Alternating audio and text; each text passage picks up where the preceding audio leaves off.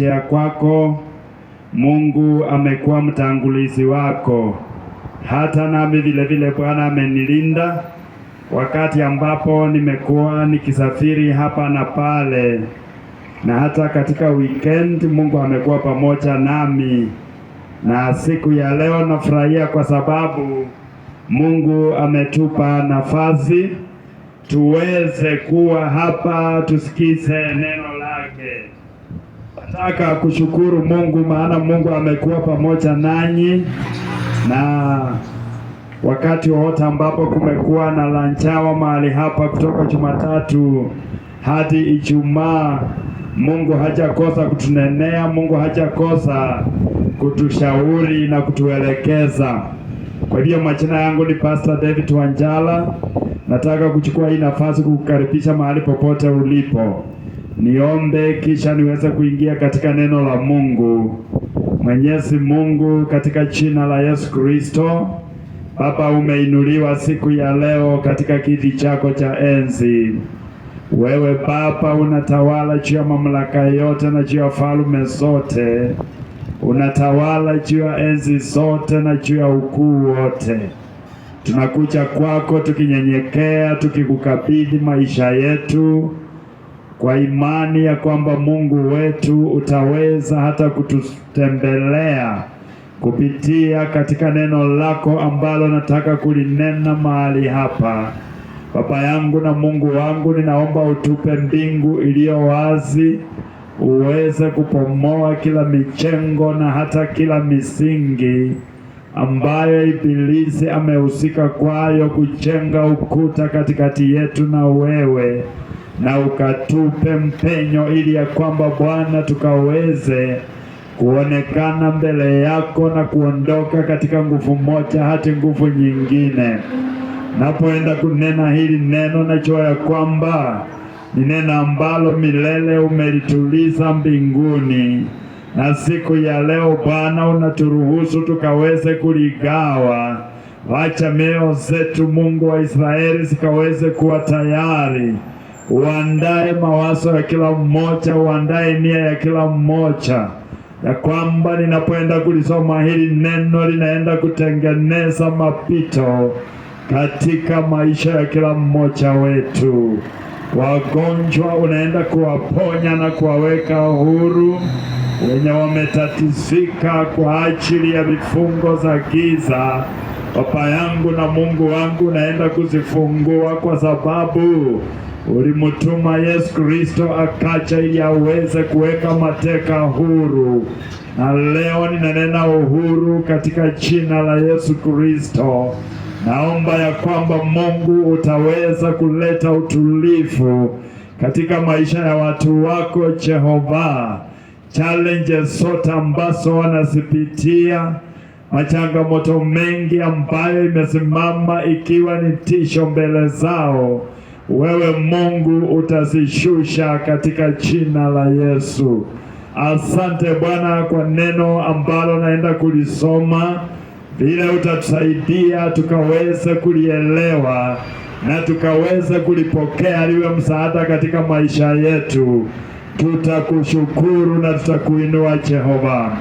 Sifa na utukufu zikurudie, na ni katika jina la Yesu Kristo nimeomba nikiamini. Nashukuru Mungu kwa sababu juma ambalo lilipita, siku ya Jumatatu, niliweza kuwa mahali hapa na nikawa ninanena, na nikawa ujumbe wangu nikaupea kichwa ya kwamba tukimtazama Yesu aliye mwanzilishi na mkamilishaji wa imani yetu. Tulikuwa tumesoma katika kitabu cha Waebrania mlango wa 12, tukasoma mstari wa 2, na baadaye pia nilisoma mstari wa 1, na kulikuwa pia na vifungo zingine ambazo niliweza kuzisoma. Biblia ikaweza kutupa taswira ama picha ya kwamba katika mstari wa 2, hili ndilo Biblia ilituambia, tukimtazama Yesu mwenye kuanzisha na mwenye kutimiliza imani yetu, ya kwamba ambaye kwa ajili ya furaha iliyowekwa mbele yake aliustahimili msalaba na kuidharau aibu, naye ameketi mkono wa kuume wa kiti cha enzi cha Mungu. Nikawa nimesema ya kwamba tayari hatima yetu na umilele wetu uliandaliwa na Yesu Kristo. Biblia inasema ya kwamba alikuwa mtume aliyetumwa na Mungu aweze kuja kumtengenezea binadamu njia ya kumrudia muumba wake. Na mbele yake Biblia inasema ya kwamba kulikuwa na furaha. Angefikia hiyo furaha, na hapa katikati kukawa na msalaba ambao ulikuwa umesimama. Na ninataka kukuelezea kwamba msalaba ulitumika katika siku zile kama kifaa cha kupeana kinyonga kwa wale waliokuwa wamefanya makosa yaliyo mazito.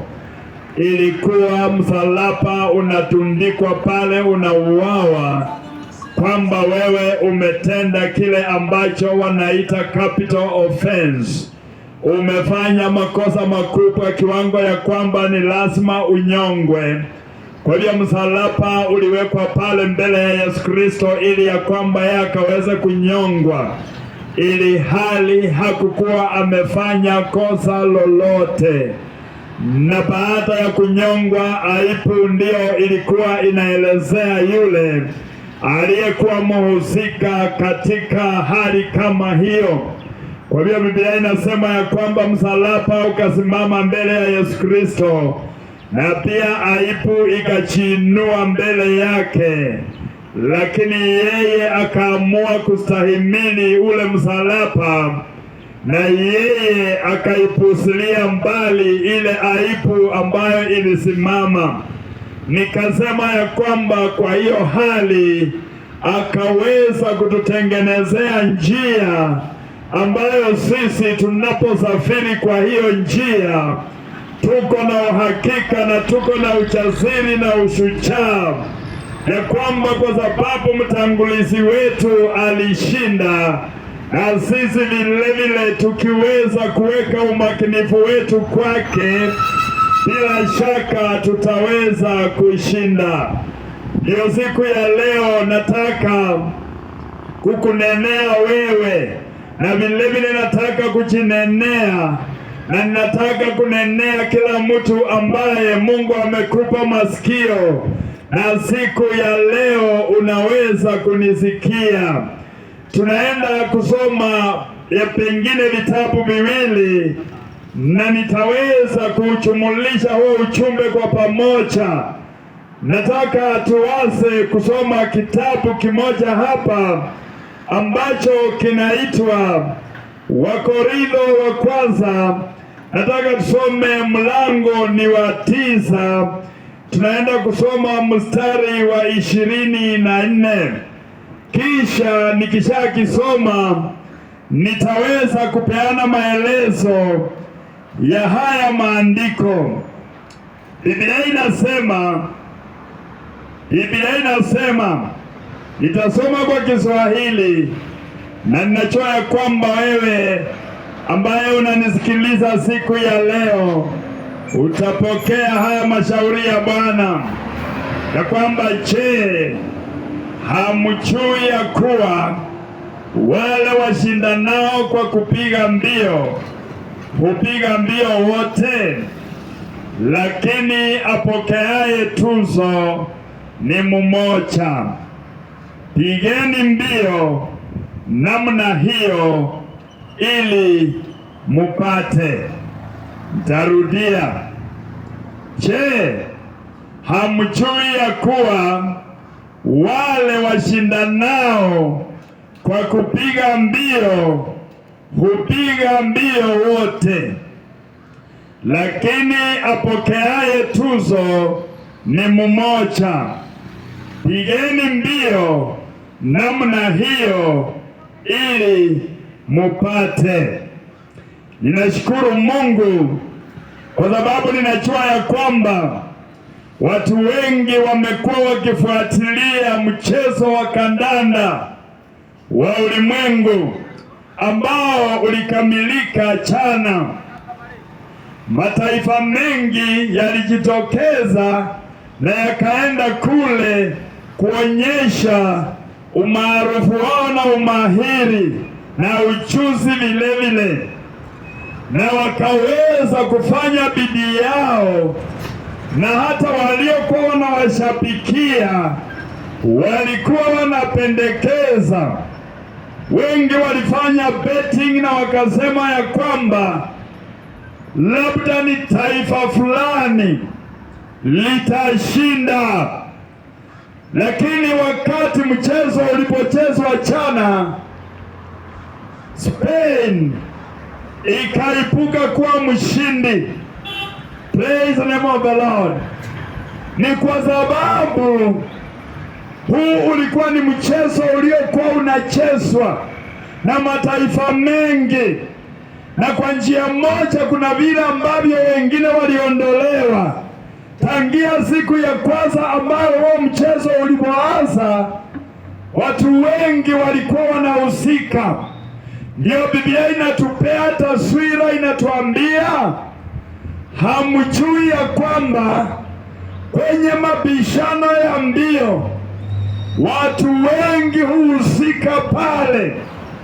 Watu wengi huwa washirika katika mabishano ama mashindano ya mbio, na kila mmoja wakati hizo mbio zinaanzishwa, yeye huchomoka kadri ya vile alivyo na ujuzi wake na nguvu zake na wepesi wake, na wote huelekea wakiwa mbioni.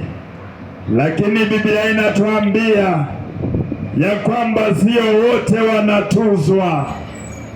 Wengi wanaanza mbio, lakini ni mmoja tu ambaye anaenda kumalizia ule mstari ambao umechorwa pale, ambao unaitwa finishing line. Wakati watu wanaanza kusprinti wakiwa wengi, inajitokeza wazi ya kwamba kuna mtu mmoja tu ambaye humaliza na akatuswa. Siri ya huyu mtu ni gani? Yeye huwa amemwangalia yule aliye mwanzilishi na mkamilishaji wa hiyo safari. Yeye hakutumia muda wake kujihusisha kwa mambo ambayo yakemuleta kando, mambo ambayo yangemkarimu ushindi wake. Yeye hakujihusisha katika makundi na katika maongeo ambayo yangeweza kumnyamazisha asishinde. Praise the name of the Lord. Wanaokimbia, wanaopiga mbio wakiwa katika mashindano wanapiga watu wengi, lakini Biblia inatuambia ya kwamba ni mmoja tu ambaye hutuzwa.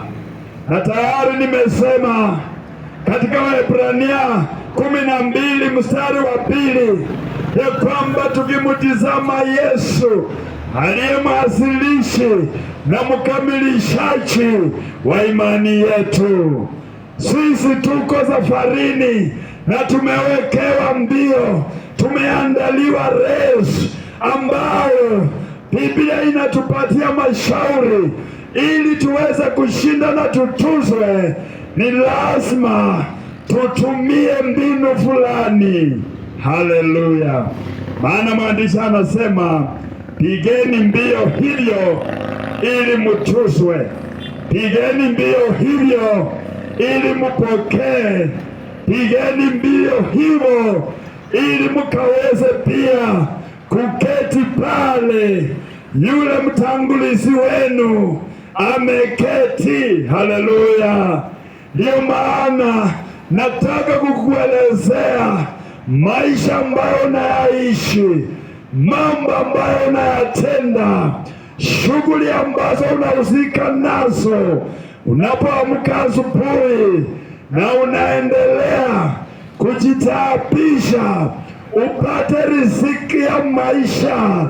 Vile vile kuna riziki ya umilele, na ili tuweze kufikia umilele ni lazima tupige mbio kulingana na kanuni, kulingana na sheria, kulingana na mipangilio, kulingana na vile ambavyo Mungu ametuwekea. Nashukuru Mungu kwa sababu njia hii ambayo tunaisafiri sio njia ambayo haieleweki. Kunaye yule aliyepelekwa katika hii njia, na yeye akatuonyesha jinsi ambavyo twaweza kufaulu katika hii njia. Hilo neno limetueleza. Wacha tena nilisome kisha nisonge. Haleluya, praise the name of the Lord. Acha nisome kisha nisonge. Nasonga kwa neno lingine na kisha lingine la tatu, na hapo tutakuwa tunakamilisha. Biblia inasema, je, hamjui ya kuwa wale washindanao kwa kupiga mbio hupiga mbio wote? Haleluya, sisi wote tunapiga mbio. Wewe unapiga mbio, mimi ninapiga mbio, mwingine yule anapiga mbio, na sote tuko mbioni. Lakini Biblia inasema, lakini apokeaye tuzo ni mmoja. Alafu tunashauriwa ya kwamba pigeni mbio namna hiyo ili mupate. Haleluya. Huwezi ukapiga tu mbio kiholela holela, watu wanaelekea huku na wewe na wakross. Haleluya. Ni lazima tuangalie, na yule aliyetutangulia ni Yesu Kristo, ambaye Biblia imetuambia kulikuwa na msalaba, kukawa na aibu, yeye akastahimili msalaba, akavulilisha, hakuweza kuvunjika moyo, na Mungu akampokea na akamketisha mkono wa kuume wa Baba. Haleluya. Na yeye akiwa katika huo mkono wa kuume wa Baba anatuita, anatuambia, wanangu endelea, wanangu kasana, wanangu msiangalie kando, msiangalie nyuma, msichukuliwe na hali, endelea kuniangalia muweze kufika, nitawatuza. Haleluya. Hebrews chapter 12 verse 1. Nataka tusome. Praise the name of the Lord. Amen. Alafu nitasoma from there. I will read Ephesians na nitakuwa na malizia. Hebrews chapter 12 verse 1 inasema hivi. Chapter 12 verse 1 inasema, basi na sisi pia, kwa kuwa tumezungukwa na wingu kubwa la mashahidi namna hii, na tuweke kando kila mzigo mzito na dhambi ile utuzingayo kwa uwepesi, na tupige mbio kwa saburi katika yale mashindano yaliyowekwa mbele yetu. Haleluya. Amen. Mkimbiaji, huwezi ukapata mkimbiaji amefaa viatu kama hizi zangu, ama amefaa gambut na amefaa kiapron. Haleluya. Amen. Na amefaa jacket. Mkimbiaji hawezi akafaa hizo vifaa. Biblia inasema kunayo mambo ambayo hutusinga kwa wepesi, haraka haraka. Mambo haya yako kila mahali, yanatoka mbele, yanatoka nyuma, yanatoka upande huu na upande ule, yanaamka kutoka chini na juu. Marafiki zetu wanatuletea hayo mambo ambayo kwa wepesi utajikuta umezingwa kwayo. Yanakuja yanakupiga mwereka, Wewe ulikuwa unaenda vizuri na ulikuwa umezingatia na ulikuwa umeelekea na ulikuwa umelenga, lakini haya mambo ambayo yanakuzinga kwa wepesi yanakukosesha ushindi. Praise the name of the Lord. Amen. Biblia inasema hayo mambo twapasa tuyaweke kando, ni juu yako uyatambue, uyanakili mahali na ujue hii na hii na hii na hii ni vizuizi katika hii mbio iliyowekwa mbele zangu, na wewe uweze kuzingatia. Na jinsi ya kuzingatia ni kumtizama Yesu aliye mwanzilishi na mkamilishaji wa imani yetu. Amen. I'm reading the last book. Nasoma Waefeso. Haleluya. Amen. Mlango wa 5 mstari wa 15 na 16. Wewe utaweza kusoma ufike mpaka 20, lakini nitasoma Waefeso 5 mstari wa 15 hadi 16. Nikishasoma na nitoe maelezo ya hayo, nitaweza kuomba pamoja na wewe, na pia nitakaribisha. Sitakuwa nimekamilisha huu ujumbe, maana majaliwa ya Mungu kesho tuko hapa na nitakuwa ninanena the same message. Biblia inasema ya kwamba basi angalieni sana jinsi mnavyoenenda, si kama watu wasio na hekima, bali kama watu wenye hekima, ya kwamba kwa sababu muko mbioni mumewekewa race, na hii race tumeambiwa iko na furaha kule mbele, na mwenye alitutangulia aliingia kwa hiyo furaha. Hata na sisi ni lazima tuingie kwa hiyo furaha. Ndiyo Waebrania akatuambia, wekeni kando vizingiti na mambo mengi ya kukukwaza yamejaa, na yatakuja yakiwa yamefurika, yatakuwa mfululizo, yatakuja yakiwa yamejitolea kukuangamiza. Ni juu yako wewe uyaweke kando, ya uzingatie hiyo safari, uangalie Yesu Kristo aliye mwanzilishi na mkamilishaji wa imani yako. Amen. Biblia inasema angalieni sana jinsi mnavyoenenda, si kama wasio na hekima, bali kama wenye hekima. Mtu mwenye hekima ni mtu gani? Biblia inatuambia kumcha Mungu ndio mwanzo wa hekima. Kwa hivyo ili wewe kuwa mwenye hekima, ni lazima ukumbatie hofu ya Mungu. Ni lazima uamue kumcha Mungu. Ni lazima uamue kumtegemea Mungu. Ni lazima uamue kumpenda Mungu, maana yeye ndiye mwanzilishi wa uzima. Haleluya. Biblia inasema mwangalie, mchungulie, muwe wa makinifu jinsi mnavyoenenda. Musienende tu kama wajinga. Na mjinga ni mtu gani? Biblia inasema ya kwamba mpumbavu amesema katika moyo wake ya kwamba hakuna Mungu. Ni yule ambaye haamini. Ukitaka kushinda hii njia, ni lazima uikumbatie imani iliyowekwa na kuanzilishwa na Yesu Kristo, uweze kuingia kwa raha.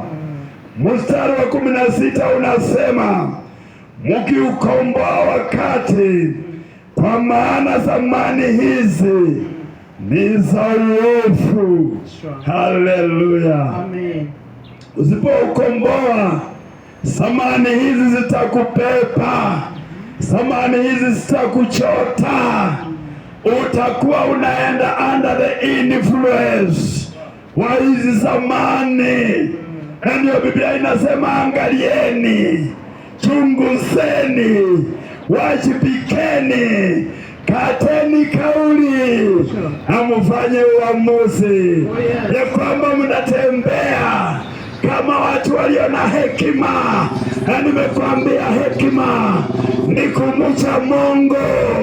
Wenye hawaamini Mungu, unaweza kuamua siku ya leo ya kwamba mimi nataka kupokea hekima, na uweze kusema Bwana, na kupokea leo, unipe hekima, unisaidie nienende kama mtu mwenye hekima, na sio mtu mpumbavu.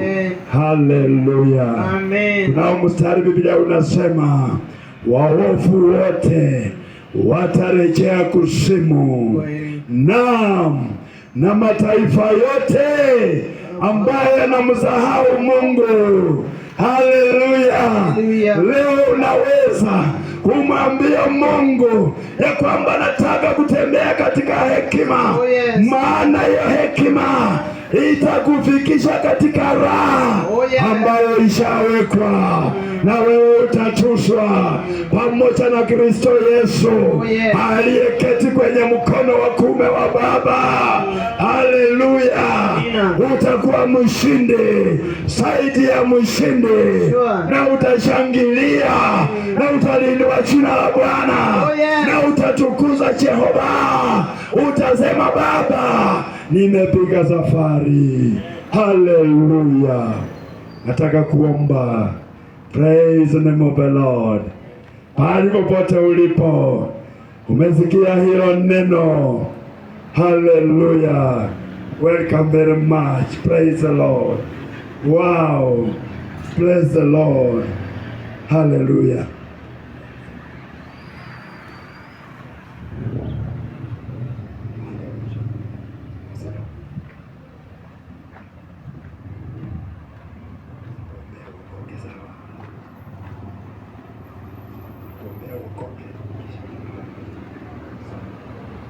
Haleluya.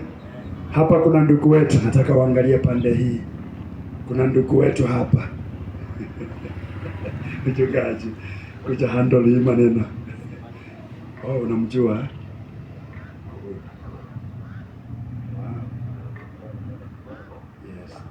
Yes. Haleluya. Praise the name of the Lord. Biblia inasema ya kwamba tupige mbio, tutembee kwa njia ambayo itatusaidia tuweze kushinda.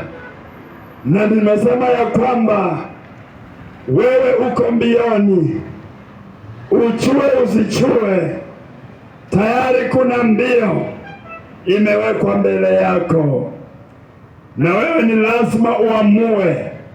Tukaambiwa ya kwamba angalieni vile mnavyoenenda, msienende kama wapumbavu, bali muenende kama watu wenye hekima, mkiukomboa wakati, kwa maana nyakati hizi ni za uovu. Nilikuwa nakamilisha na nikasema unaweza kuwa pale unasikiliza hii sauti. Nataka niombe pamoja na wewe, ombi la imani, na kisha tukiomba hivyo nitaomba ombi la kukamilisha. Na wewe mahali popote ulipo, kuna watumishi wa Mungu ambao wako hapa, na hata kesho watakuwa, na kesho kutwa, na hiyo siku nyingine. Yule utaweza kumfikia, ongea na yeye, atakusaidia. Nataka tuombe ili ombi. Sema, Bwana Yesu Kristo, Siku ya leo nimesikia ya kwamba kunayo mbio imewekwa mbele yangu, na ya kwamba katika mbio wanaoshindana ni wengi, lakini ni mmoja tu anayetuzwa. Na umenishauri mimi ya kwamba nipige mbio namna hiyo, ili niweze kushinda.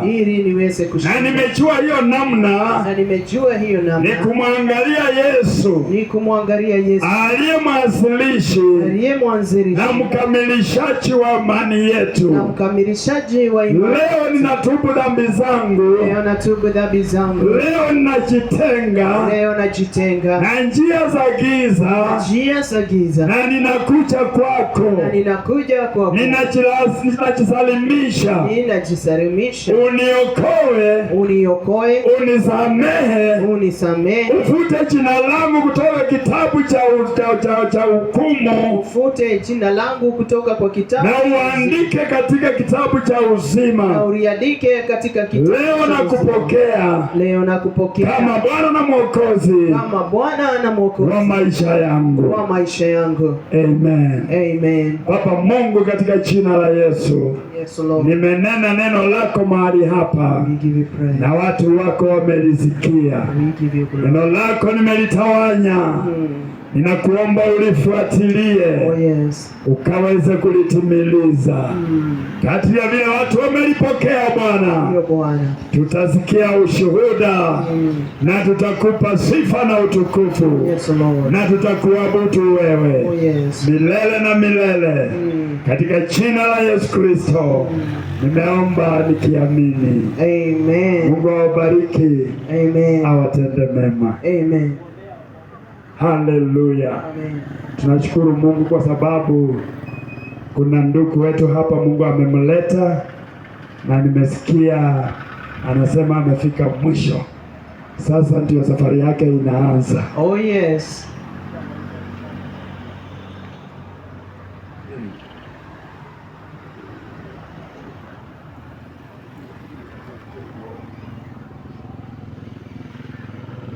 Sema Bwana Yesu, siku ya leo nimesikia neno lako, na nimeamini ya kwamba yale umenishauri ni ya kweli.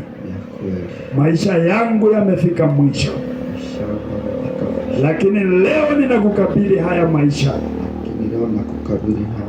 Nianze kutembea katika upya. Ninatubu dhambi zangu, ninatubu makosa yangu, ninatubu matendo yangu yasiyo mazuri,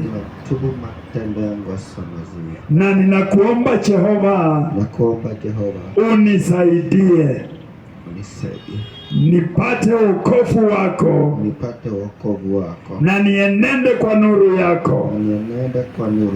Siku ya leo ninakiri ya kwamba wewe ni Bwana, wewe ni Bwana na Mwokozi wa maisha yangu, na Mwokozi wa maisha yangu.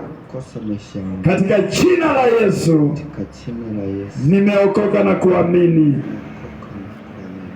Amen. We are praying for Kimani. Yes. Mungu Baba Jehova ambaye umeketi katika kiti chako cha enzi. Yes, Lord. Mungu uliye muumba wa mbingu na nchi na kila kitu kilicho ndani mwake Bwana. Yes. Siku ya leo Mungu ninamkabidhi Kimani mikononi mwako. Yes, Lord. Ya kwamba Bwana hii ni nafsi ambayo Mungu uliumba Jehova. Ndio Bwana. Na ukaipangia mambo mazuri ewe Mungu wa Israeli. Yes. Lakini mwovu shetani akaiba hii nafsi. Yes. Akaipeleka katika njia za uharibifu. Siku ya leo Jehova nataka kutangaza ya kwamba utawala wa mwovu shetani katika maisha ya Kimani umefika mwisho. Jina la Yesu. Mungu wangu na Baba yangu, siku ya leo, yes, Lord, naomba ya kwamba Jehova unaachilia, yes, uwepo wako mkuu, achilia ukaweze kuingia ingia katika maisha yake. Oh yes, Lord. Tangia wayo mguu hadi utosini. Oh yes. Na unaondoa ulevi na kila kitu chochote ambacho ni cha machukizo mbele yako. Yes, Lord. Kwamba Kimani atasimama na atashuhudia. Yes. Na atasema Yesu ni Bwana. Yes, Lord. Na atarudi katika umbo ambalo ulimuumba ndani mwake. Oh yes. Hatarejelea tena. Yes. Na msingira Kimani kwa ukuta wa moto. Oh yes. Ya kwamba Bwana shetani hatamfuata tena. Hatamvizia tena. Kwa sababu huyo ni mwana wako. Yes, Lord. Na muingiza katika ufalme wako siku ya leo. Yes. Ya kwamba Bwana chukua ushukani sasa. Yes. Na utembee na yeye. Oh yes. Tembea na Kimani baba yangu. Tembea na yeye Bwana. Mupe mawazo yaliyotimamu. Tembea na yeye Bwana. Haribu mawazo mbayo ni ya kujidharau. Oh yes. Katika jina la Yesu Kristo. Yes. Mungu tunakushukuru na tunakuabudu. Amen. In the name of the Father, the Son and the Holy Spirit. Yes, Lord. We pray. Amen. Amen. Amen. Amen. Amen. Asante. Amen.